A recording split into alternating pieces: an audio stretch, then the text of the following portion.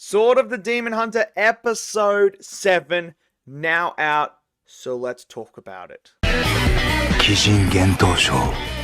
今一度己を磨き直し、いずれこの地に降り立つであろう鬼神を討つために。 So Sword of the Demon Hunter episode 7 is now out for you guys to go and check out. And look, last week's episode was absolutely phenomenal. Arguably, maybe the best episode. I mean, between that and episode 1, maybe the best episode. But again, this show has delivered episode after episode after episode after episode of the highest quality when it comes to writing and character development. Now we go on to episode 7.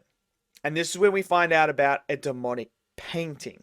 So Jinta is now going to have to figure out what is wrong with this painting. Why is it demonic? Because people were like, someone, the painter got ill. When he was painting it, he just fell bedridden. So he's now, cursed from this painting. Someone died when they sold the painting or something like that as well. So, there's all these things that are happening. So now he must go and find out what is truly behind this painting. Now, this episode has no action in it whatsoever. No action. Zero action. Which is completely fine, because last week had zero action and it was freaking phenomenal. You don't need action to have a great anime episode or a great episode, period. But this episode, man, so good. So freaking good. I mean, they just nail it. Like, this is how you know that you have something special on your hands. This episode, majority of it takes place with Jinta talking to the artist. Majority of the episode in a room. That's what they are doing. And it is so intriguing. It is full of depth. It is full of character that I didn't need anything else. And when you're able to do that, when you're able to get two characters and put them in a room and let them have a conversation, and you're sitting there and you're like, this is freaking awesome. This is amazing. You know you've done something right. You know you got something very special on your hands. So Jinta is asking around. He's asking about the painting and that, and he finds out that the artist, he knows where he lives. So he goes up and sees the artist. And this is where he starts talking to the artist. And the artist tells him basically it's not demonic. There is nothing demonic about this painting. There is no demon presence or curse or anything on this painting at all. And it's all just a word that he used because of things that were said during his past, back in the past. But we find out some crucial information and truths throughout this episode. So what actually we find out is the artist who did this painting is very much connected to the foster father of Jinta. That is right. Jinta's father, who took him and his sister in, is connected very heavily with this artist. So we find out that every time he would come down and he would complain. That was his thing. He would come down, he would visit, he would complain. There was a woman there named Nameless. She was there. And he would just complain about being a sentinel. He's like, I'm a sentinel. Why am I running errands? Why am I constantly being sent here, sent here? He would then complain that the woman that he is protecting, she is more demonic than the demons themselves. So this is where the demonic term started to come in, because he's saying, she's more demonic than the actual demons and that. Obviously, he doesn't mean literally, but it's just a term that he's using. And he would complain about it all the time. He would come down and he would complain, constantly. Why am I doing this? Why am I doing that? Like, she's just so frustrating to deal with, typical stuff.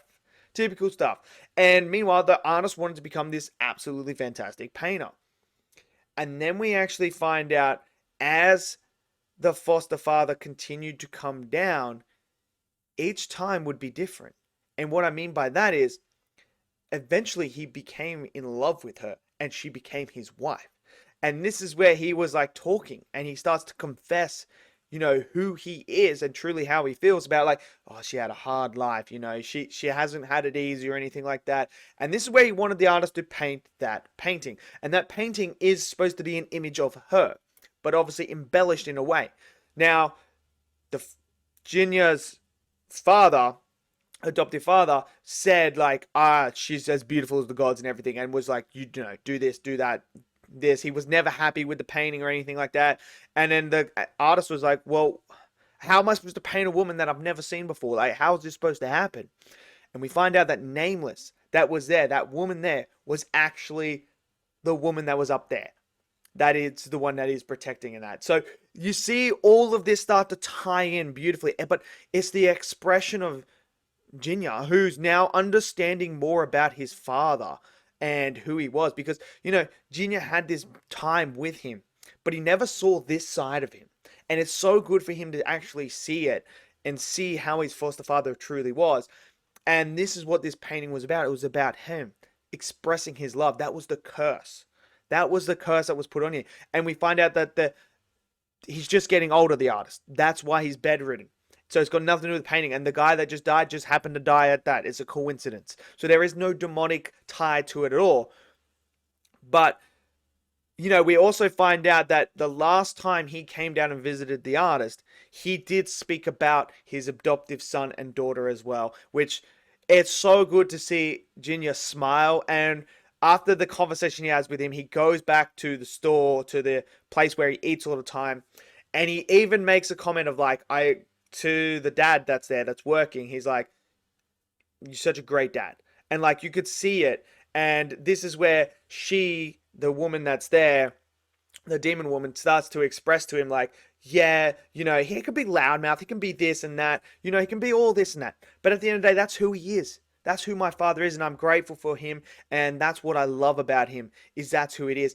And to see Jinya smile like that, it was just absolutely phenomenal. And, him reflecting back on his time with his foster father and how he taught him important life lessons to where he is now, I thought was just absolutely incredible. Like, for them to tie it back into episode 1 like this was such a nice treat, to get more backstory to the man who actually took him under the wing. Because how many times have we seen our main character be taken under the wing by someone and then they die and we learn nothing else from them? To get more stuff about them, to see a different side to them, I think is just absolutely phenomenal. Again, the music is great. Again, the animation is great. But it's the story and it's the characters. The fact that they can create an episode like this with zero action and deliver such a hard-hitting story with backstory, with character development, with everything that you want, it's just phenomenal. And look, we will get action. We know we're going to get that. We've had action as well in here. But that's not what this show is about. That's not what this anime is about. This anime is about the characters themselves. It's about the story. It's about the narrative. It's about Jinya learning more, developing as a character, understanding humans and demons and that. So that when he does get to that point where he must face his sister again, he is never clouded by anger or anything like that. He is 100% focused and knows what he's going to do. And I can't wait for it. But it's just another phenomenal episode. Let me know what you guys think. Did you guys enjoy the episode? Did you not? Smash it in the comment section below. Smash that like button. Click subscribe. And I'll see you guys next video. Until then, stay safe and peace out.